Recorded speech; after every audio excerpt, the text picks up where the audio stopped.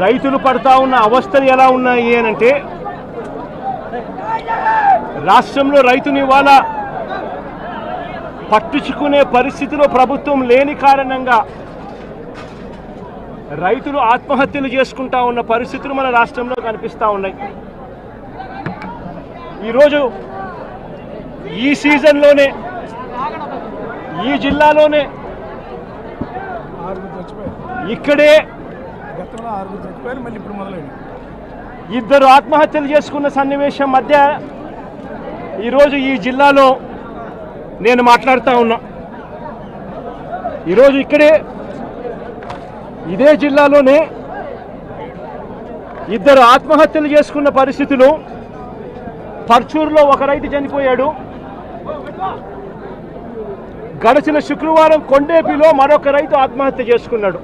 దగ్గర నుంచి మొదలు పెడితే మిరప, పత్తి, జొన్న, కందులు, మినుములు, పెసలు, మొక్కజొన్న, సజ్జ, రాగులు, వేరుశనగ, అరటి, చీని, పొగాకు, కోకో ఏ పంట తీసుకున్నా కూడా రైతన్నకు ఈరోజు గిట్టుబాటు ధర రాని పరిస్థితి ఈరోజు రాష్ట్రంలో కనిపిస్తూ ఉంది.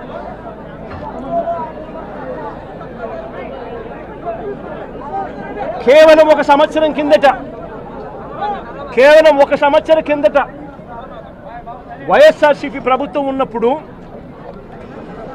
రైతు రాజ్యంగా రాష్ట్రంలో పరిపాలన సాగించినప్పుడు రైతు పరిస్థితి ఎలా ఉండేది, ఒక్క సంవత్సర కాలంలో రైతు ఎలా దిగజారిపోయాడు అని చెప్పడానికి నిదర్శనం ఈరోజు రాష్ట్రంలో ఈ జిల్లాలో జరిగిన రైతు ఆత్మహత్యలు. మే మాసం చివరికల్లా, ఖరీఫ్ మొదలయ్యే నాటికల్లా రైతన్నకు రైతు భరోసా కింద, పెట్టుబడి సహాయం కింద సహాయం అందేది. వైఎస్ఆర్సీపీ ప్రభుత్వ హయాంలో, మా ప్రభుత్వ హయాంలో గత ఏడాది రైతు భరోసా కింద అందుతా ఉన్న ఆ సొమ్ము చంద్రబాబు నాయుడు గారు వచ్చిన తర్వాత ఆగిపోయింది. ఈ పెద్ద మనిషి చంద్రబాబు నాయుడు గారు వచ్చిన తర్వాత గత ఏడాది రైతు భరోసా కింద మోడీ గారు ఇచ్చే 6,000 కాక మరో 20,000 రూపాయలు రైతు భరోసా కింద ఇస్తానని చెప్పాడు ఈ పెద్ద మనిషి చంద్రబాబు నాయుడు. గత సంవత్సరం రైతులకు ఇవ్వాల్సిన 20,000 రూపాయలు ఎగరగొట్టేశాడు.